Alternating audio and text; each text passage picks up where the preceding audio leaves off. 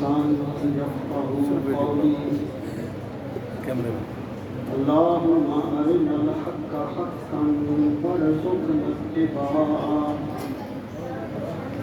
وأرنا الباطل باطلا وارزقنا اجتنابه اللهم أرنا الأشياء كما هي سبحان اللہ. إن الله وملائكته يصلون على النبي يا أيها الذين آمنوا صلوا عليه وسلموا تسليما.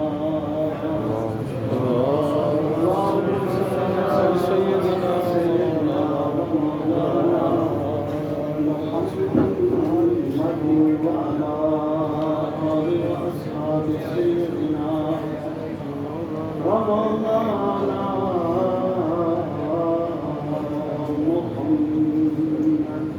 محمد وبارك وسلم عليه. سبحان اللہ. الصلاة والسلام عليك يا رسول الله وعلى آلك وأصحابك يا حبيب الله. سبحان اللہ. صلى الله على محمد عدد ما ذكره الذاكرون وعدد ما غفل عن ذكره الغافلون. انتہائی عزت و احترام کے لائق برادر مکرم حضرت علامہ میر عبدالرحمن شاہ صاحب الازہری، انتہائی عزت و احترام کے لائق جناب قاری محمد رضاق صاحب، قاری محمد وسیم صاحب، قاری محمد عارف صاحب، اور یہاں تشریف فرما دیگر علماء کرام، نعت خوانان اعظام اور انتہائی عزت و احترام کے لائق قابل صد تکریم معزز و محترم سامعین کرام، آج کی یہ بابرکت، باوقار اور وجدانی محفل ختم قرآن مجید کے بابرکت سلسلہ میں انعقاد پذیر ہے. میں قرآن مجید سنانے پر جناب قاری محمد عبدالرزاق نقیبی صاحب کو اور ان کی سماعت کرنے پر جناب قاری محمد عارف صاحب کو بالخصوص دل کی گہرائیوں سے ہدیہ تبریک پیش کرتا ہوں. اور جتنے احباب نے قرآن مجید سننے کی سعادت حاصل کی، میں سب کو ہدیہ تبریک پیش کرتا ہوں. اور میں دعا گو ہوں کہ اللہ تعالیٰ سیدہ زہرا بطول کے لمبے سجدوں کے صدقے میں قرآن مجید کا یہ سننا اور سنانا اپنی بارگاہ عالی میں قبول فرمائے. اللہ تعالیٰ اس مسجد کی رونقوں میں مزید اضافہ فرمائے، اور جو لوگ اس مسجد کے انتظامات کرتے ہیں، اس کو آباد کرتے ہیں، اللہ پاک ان کو دارین کی عزتیں اور برکتیں نصیب فرمائے. آمین. سامعین محترم، اس مرتبہ ہم نے یہ سوچا ہے کہ اس بابرکت موقع پر بھی قرآن مجید کا درس دیا جائے. ماشاءاللہ. دین کی بات جس بھی پہلو سے کی جائے انتہائی قابل قدر ہوتی ہے، بے شک. لیکن میرے رب کے کلام سے بڑھ کر کسی کا کلام نہیں. تو میں نے یہ سوچا کہ ہم ذرا قرآن مجید کی چند آیات پہ غور کریں کہ ہمارا خدا ہمیں کہتا کیا ہے، بہت ہمارا رب ہم سے کیا مطالبہ کرتا ہے، سبحان اللہ اور قرآن کا پیغام کیا ہے۔ اس لیے ہم نے یہ ہم کا لفظ میں اس لیے بول رہا ہوں کہ ہم نے مشاورت کی ہے اس پر 22 نمبر میں بھی انشاءاللہ درس قرآن ہی ہوگا 22 کو، اور یہاں پر بھی ہم درس قرآن ہی اس لیے دیں گے۔ ماشاء اللہ میں جو آیات آپ کے سامنے اس درس میں جن کے بارے میں چند گزارشات کرنا چاہتا ہوں وہ 21ویں پارے کا پہلا رکعہ ہے۔ سبحان اللہ اگر آیات کو سورت کے اجتماعی ربط میں دیکھا جائے تو تھوڑا سا مفہوم اور ہو جاتا ہے، ورنہ قرآن مجید کا کوئی صفحہ پڑھ لیں وہ اپنے پیغام کو خوب اچھے طریقے سے بیان کرتا ہے، اور قرآن مجید کو کہیں سے بھی کھول کے پڑھا جائے دل کے تاروں کو ہلا دیتا ہے۔ سبحان اللہ سبحان اللہ واہ سامعین محترم، بس ہمیں یہ غور کرنا ہے کہ ہم قرآن مجید کے مطابق اپنے آپ کو کتنا ڈھال رہے ہیں، اور ہمیں اس صورت میں اپنے آپ کو قرآن مجید کے مطابق ڈھالنے کے لیے مزید کیا کرنا چاہیے۔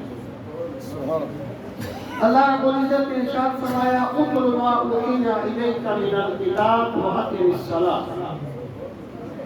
پہلا حکم یہ دیا کہ آپ تلاوت کیجئے جو کچھ وحی کیا گیا آپ کی طرف کتاب میں سے، سبحان سبحان یعنی اللہ تعالیٰ نے کتاب میں جو کچھ آپ کی طرف وحی کیا گیا آپ اس کی تلاوت کیجئے۔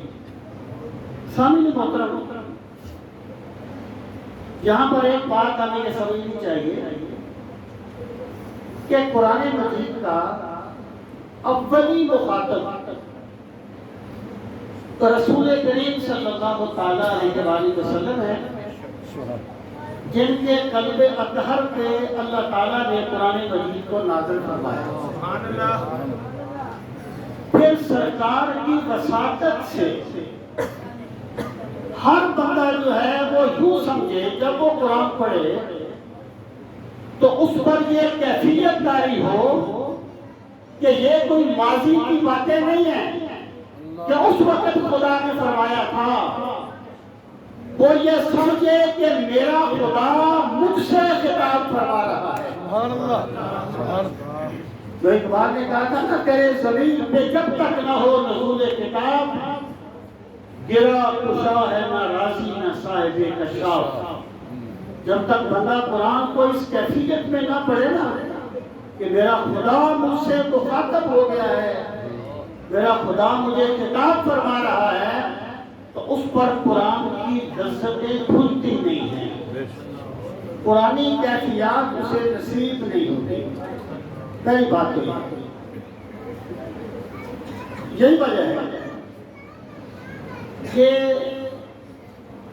امام زرکشی نے البرہان میں لکھا ہے کہ اللہ تعالیٰ کے بہت سے بندے ایسے تھے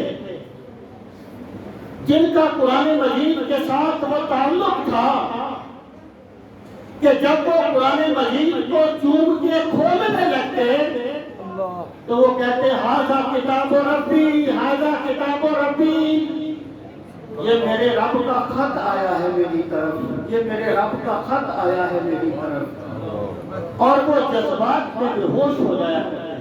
اللہ اکبر۔ سامعین محترم، قرآن مجید میں اللہ تعالیٰ اپنے بندوں سے خطاب فرماتا ہے۔ پہلی بات یہ فرمائی اُتْلُ مَا أُوحِیَ إِلَیْکَ مِنَ الْکِتَابِ، یہ جو اتلو ہے یہ تلا یتلو تلاوتاً سے مذکر کا صیغہ ہے امر کا، اس کا معنی مطلق پڑھنا نہیں ہوتا، اس کا معنی ہوتا ہے پیروی کرنا۔ تلاوت کا معنی ہے پیروی کرنا، اور تلاوت کا لفظ صرف آسمانی کتابوں کو پڑھنے کے کے لیے استعمال ہوتا ہے. آپ یہ نہیں کہہ سکتے میں نے اخبار کی تلاوت کی ہے, میں نے فلاں تاریخ کی کتاب کی تلاوت کی ہے. جو کہتے ہیں نا تیرے روح کی تلاوت کر رہا ہوں, یہ مجاز ہے, حقیقت نہیں ہے. اس کی وجہ کیا ہے؟ کلام میں مقصود مفہوم ہوتا ہے, الفاظ نہیں ہوتے. کلام میں مقصود مفہوم ہوتا ہے, الفاظ نہیں ہوتے. مثلا ایک بندہ مغرب کی نماز پڑھ رہا ہے, اس نے بے توجہ ہی نے کہہ دیا کہ وقت نماز عشاء اللہ اکبر, اس کی نماز ہو جائے گی کیونکہ اس کی نیت ہوئی مغرب کی ہے نا, الفاظ اس نے بول دیا نا. تو مقصود الفاظ ہوتے, الفاظ نہیں ہوتے, مفہوم ہوتا ہے. لیکن جو اللہ کا کلام ہوتا ہے نا, اس کے الفاظ بھی مقصود ہوتے ہیں, اس کا مفہوم بھی مقصود ہوتا ہے. اس لیے اس کو تلاوت کہا جاتا ہے. اطلب ما اوحی الیک من الکتاب. سمجھ رہے ہوتا. اب یہاں پہ ایک اور چیز پہ غور فرمائیے. اصل میں آپ یقین جانیں, جن لوگوں کو محبت نہیں ملی نا, محبت نہیں ملی, ان کے علم نے انہیں گمراہ کر دیا. اور واللہ محبت کتابیں پڑھنے سے نہیں ملتی, محبت والوں کے پاس بیٹھنے سے.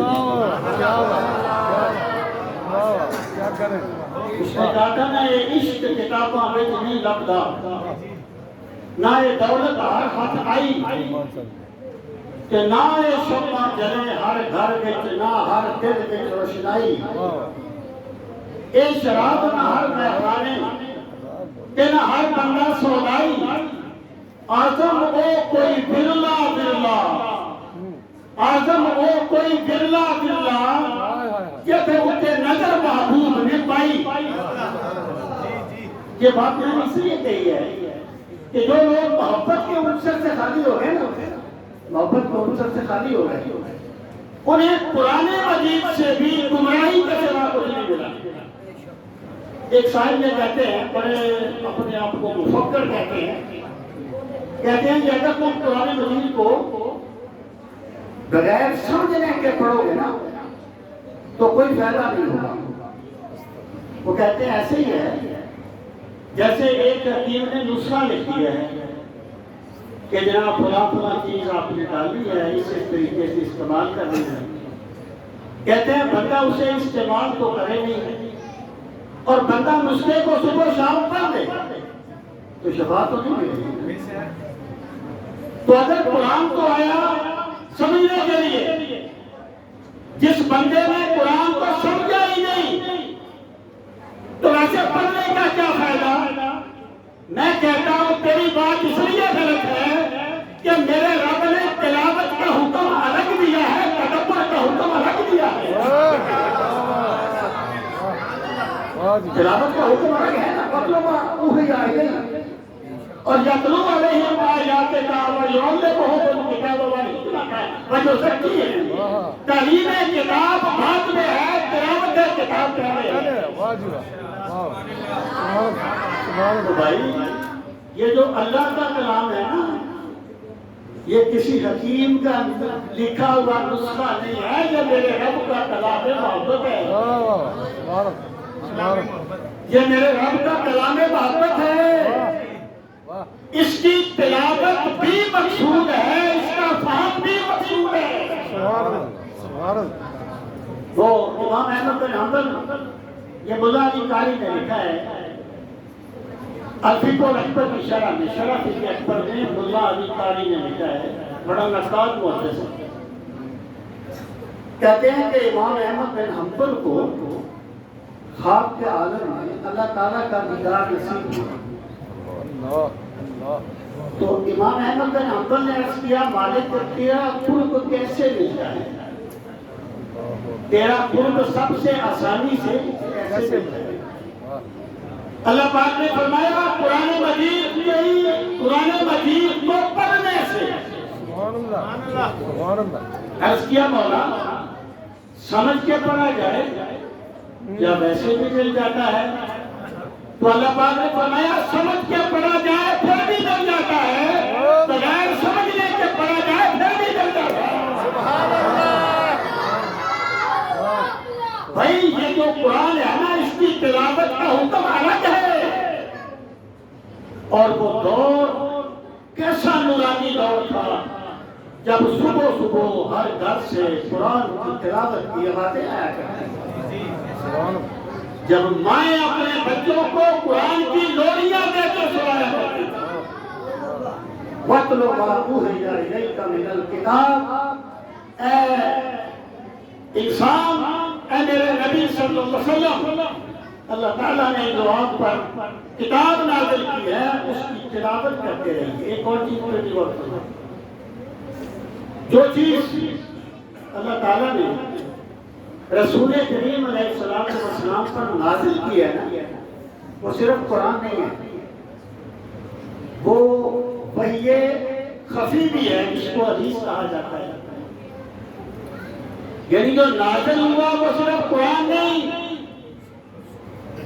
وہ حدیث بھی ہے. قرآن وحی جلی ہے، حدیث وحی خفی ہے. قرآن وحی مطلوب ہے، حدیث وحی غیر مطلوب ہے. وہ بھی آپ پر نازل کی گئی، اور میرے رب نے فرمایا ما ينطق عن الهوى ان هو الا وحی یوحی.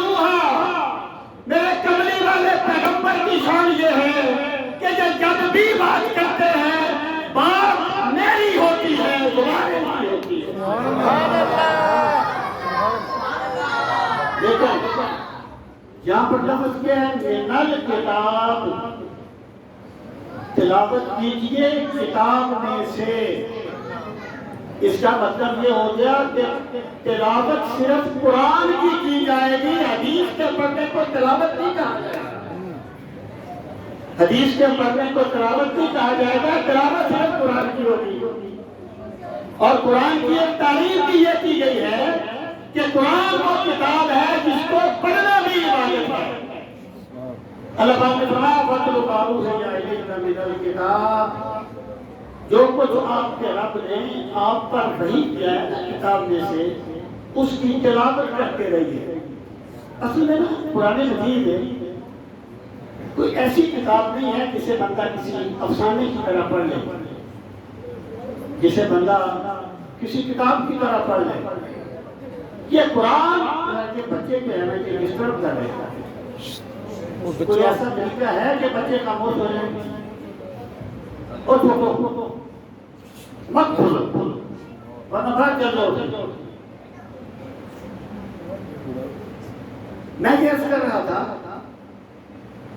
کہ قرآن مجید ایسی کتاب نہیں ہے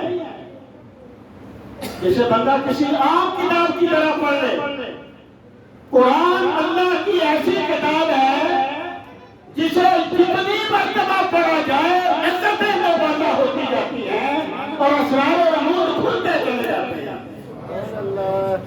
اور دوسری بات فرمائی وَأَقِمِ الصَّلَاةَ، اور نماز قائم کرو. قرآن کی تلاوت کرو اور نماز قائم کرو. ان میں ایک ربط ہے. ربط یہ ہے کہ جب ایک بندہ قرآن کی تلاوت کرے گا نا اللہ کے ساتھ اس کا ربط قائم ہوگا. اب جب اللہ دل میں بیٹھ گیا اب اس کا اظہار کیسے ہوگا؟ وہ مولا کو سجدے کرنے سے ہوگا. کبھی ایسا ہوتا ہے کہ بندے کو ایک بات تو اس کے دل میں ہوتی ہے لیکن وہ سمجھ نہیں پاتا کہ میں کروں کیا. حضرت عمر بن خطاب کے ایک بھائی تھے، ان کا نام تھا غالباً نفیل بن خطاب.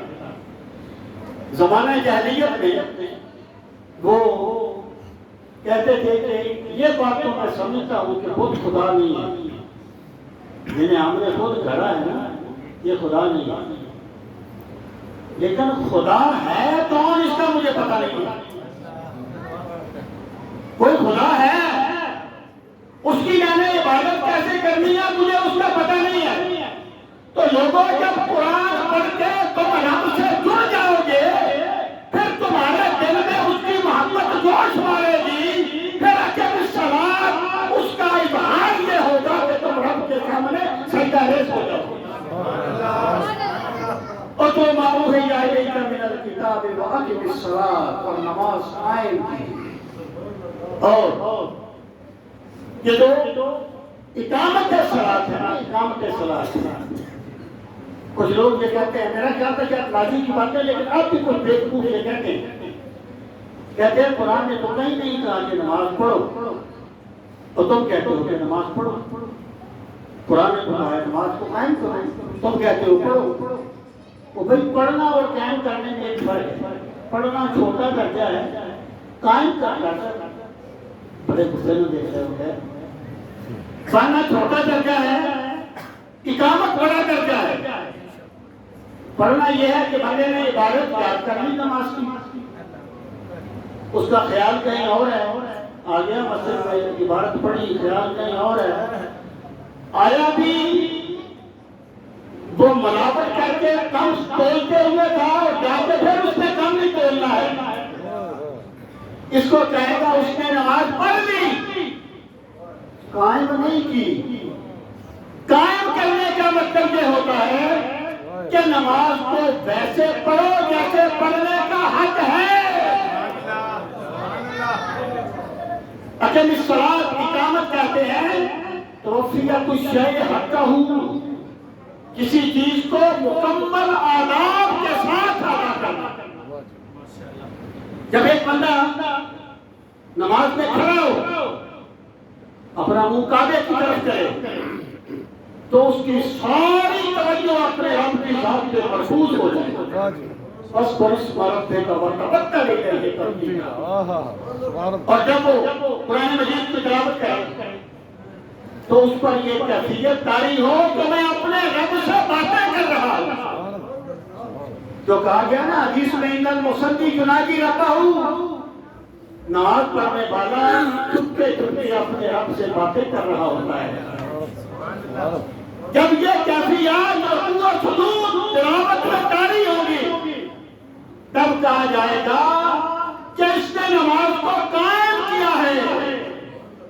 اللہ فرماتا ہے لوگوں تلاوت کرو قرآن کی، اور جب تم پر یہ کیفیات طاری ہو تو اس کا اظہار پھر ایسا نماز کے ساتھ۔ سامنے محترم، سیدنا عثمان غنی رضی اللہ عنہ فرمایا کرتے تھے، آپ جانتے ہیں کہ سیدنا عثمان غنی کو قرآن کریم کی تلاوت سے بہت شغف تھا۔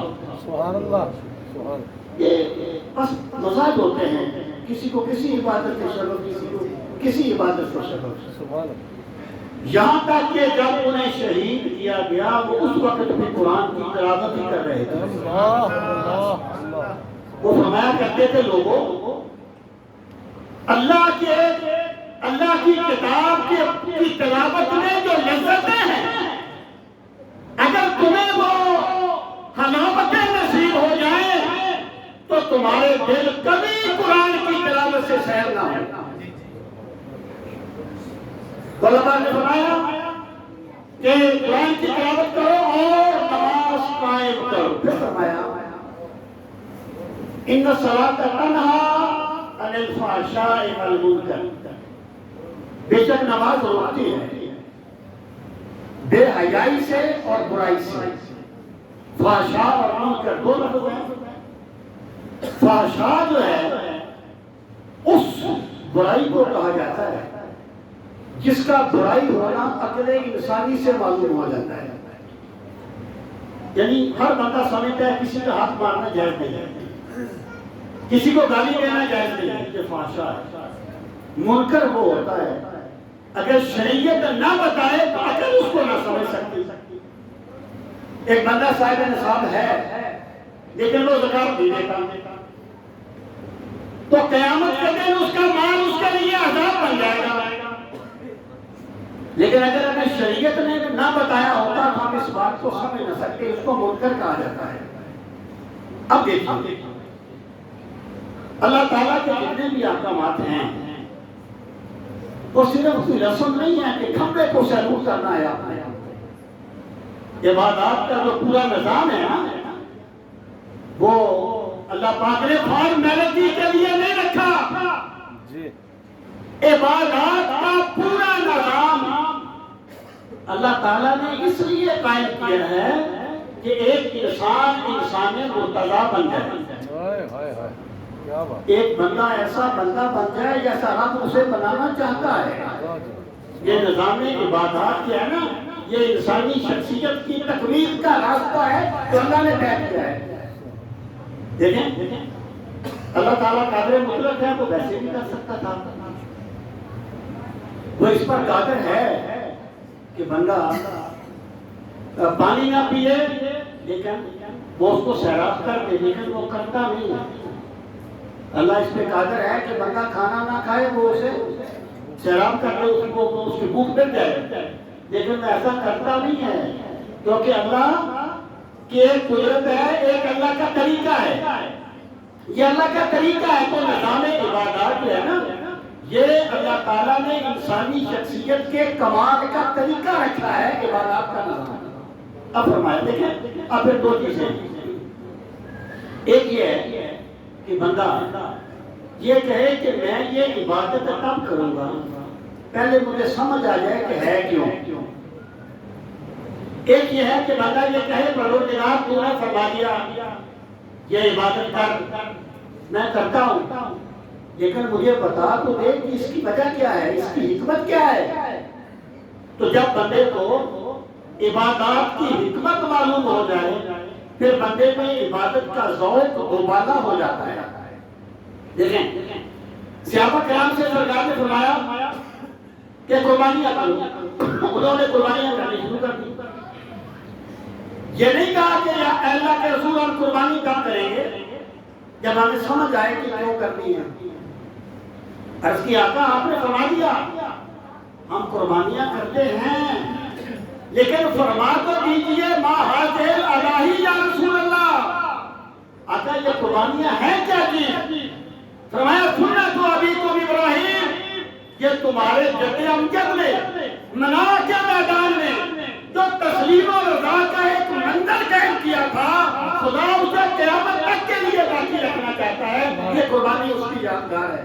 سبحان اللہ. میں کہنا کہ چاہتا ہوں کہ حکم ماننے کو مشروط کرنا اسے سمجھنے پر یہ لازمیت ہے.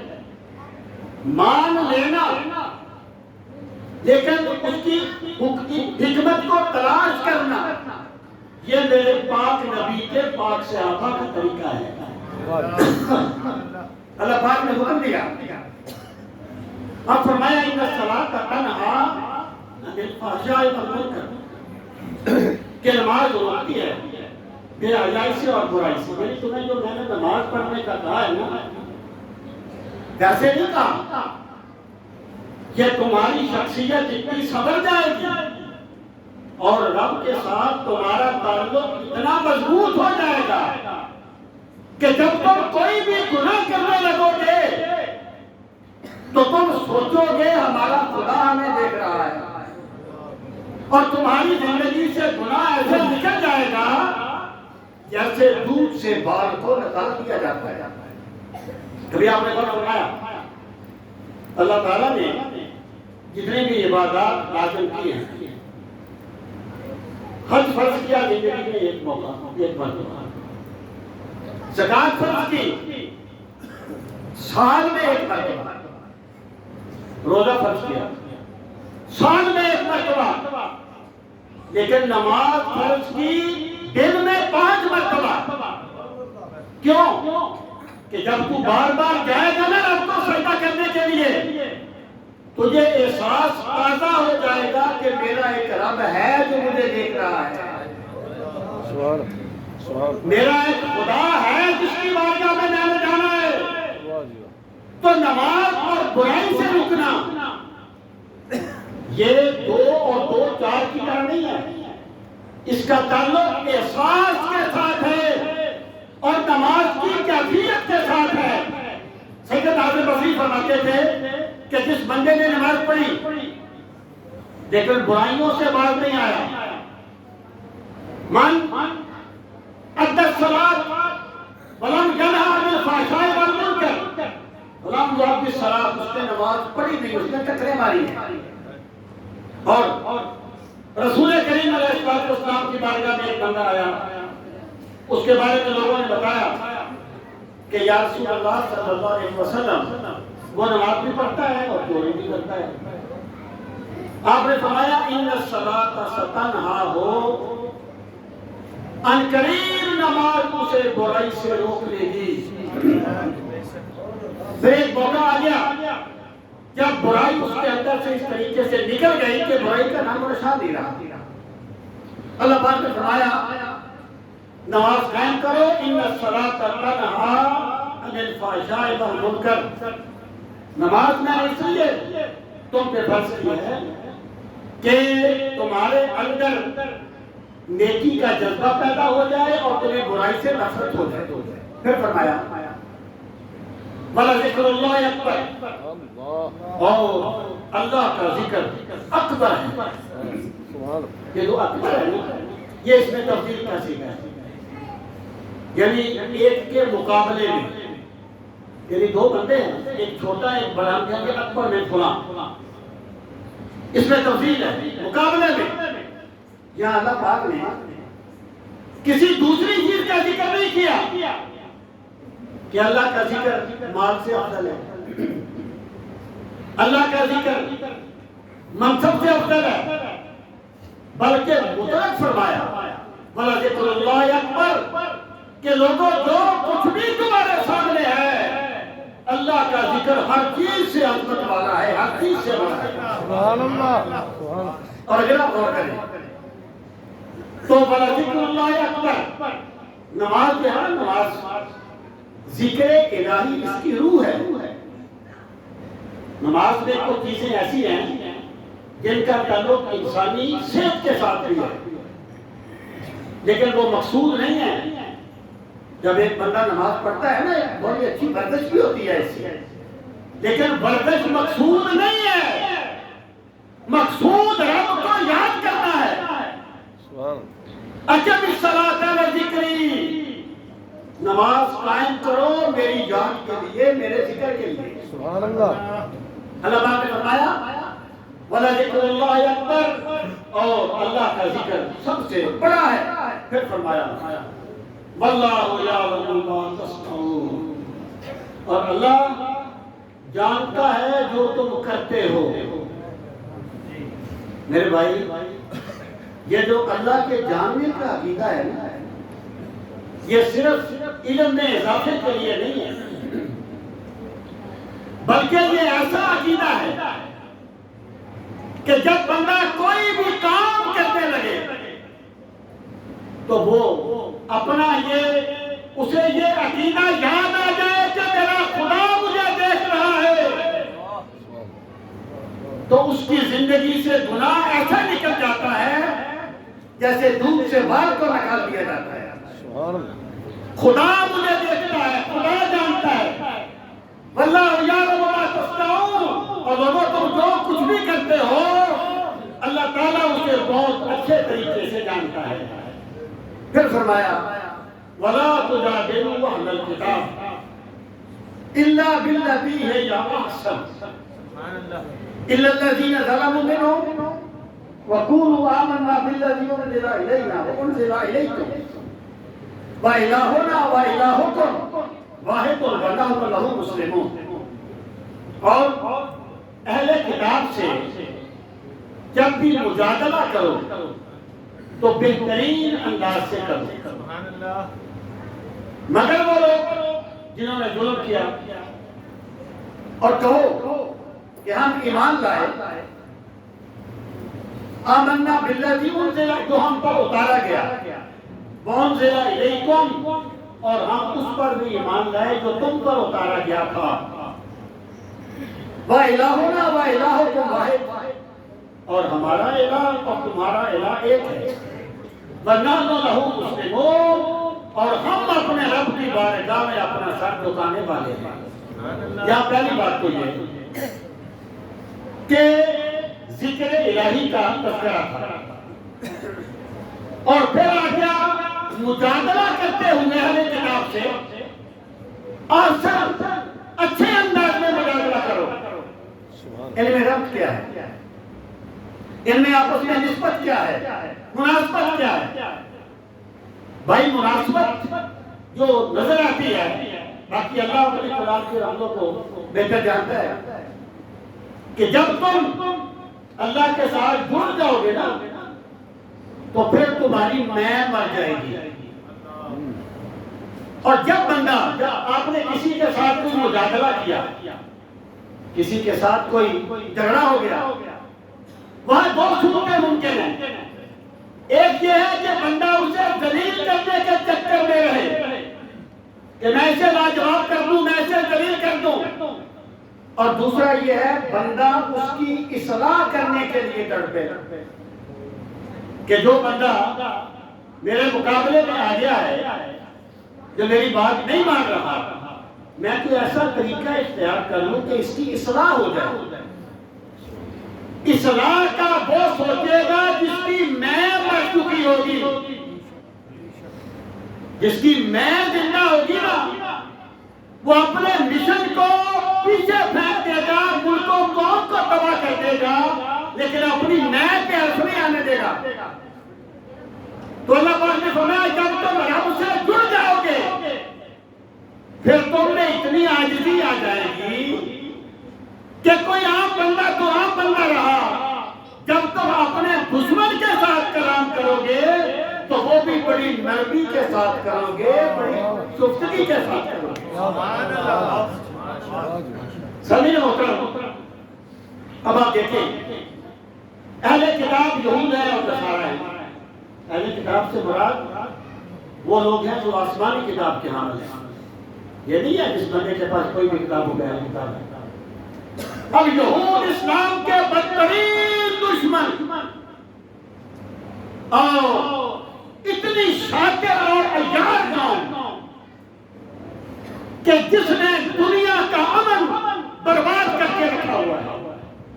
میں کبھی کبھی سوچتا تھا کہ اللہ تعالیٰ نے جب قرآن مجید کا آغاز کیا تو وہاں یہود کا تذکرہ شروع ہوتا ہے، وہ ابتدائی باتوں کے بعد نا کہ قرآن کیا ہے، اس کو لوگ مانیں گے نہیں مانیں گے، یہ منافق ہیں، پھر حضرت آدم کی تخلیق آ گئی، آگے پھر یہود کا ذکر شروع ہو گیا، اور وہ پھر چلتا گیا تقریباً پوری سورت۔ میں سوچتا تھا کہ آخر قرآن مجید کا آغاز یہود کی ان عادات قبیحہ سے کیوں ہوا؟ قرآن مجید کا جو آغاز ہوا اس میں توحید کو بیان کرنا چاہیے تھا، اس میں کیوں ایسی باتیں آنی چاہیے تھی، تو یہود کی بری عادات سے کیوں ہوا؟ تو پھر مجھے سمجھ آئی اللہ پاک نے ان کا آئینہ رکھ دیا سامنے، کیونکہ جو بندہ شر کو نہیں جانتا وہ خیر کو جان نہیں سکتا۔ اللہ پاک نے فرمایا اس سے بچنا جو یہود نے کیا تھا، جب تم اس سے بچ جاؤ گے تو ہم تم پر اپنی محبت کے راستے آسان کر دیں گے۔ یہود بدترین دشمن اور نصارہ بدترین دشمن، لیکن اللہ فرماتا ہے جب تم نے ان سے بھی مجادلہ کرنا ہے نا ایمان والوں، لیکن دو چیزیں ہوتی ہیں، ایک ہوتا ہے اپنے مخاطب کو لاجواب کرنا، یہ کوئی مشکل نہیں ہوتا، بالخصوص کسی مولوی کے لیے کسی غیر مولوی کو خاموش کرانا کوئی مشکل نہیں ہے، وہ ایک لفظ بولے گا اصطلاحی ختم ختم، لاجواب کرنا کوئی مشکل نہیں ہوتا، اور کسی کو قائل کرنا مشکل ہوتا ہے۔ لاجواب کرنا مشکل نہیں ہوتا، قائل کرنا مشکل ہوتا ہے۔ اللہ پاک فرماتا ہے اے میرے پاک نبی کی بارگاہ میں بیٹھنے والوں، جب تم نے یہود اور نصارہ سے بھی مجادلہ کرنا ہے تو تمہارے مزاج سے درستی نہ نکلے، تمہارے مزاج سے سختی نہ نکلے، بلکہ تم نے نرمی کا رویہ رکھنا ہے تاکہ وہ بھی اللہ کے دین کی طرف آ جائے، تم دائی ہو، انہیں لاجواب کرنے کے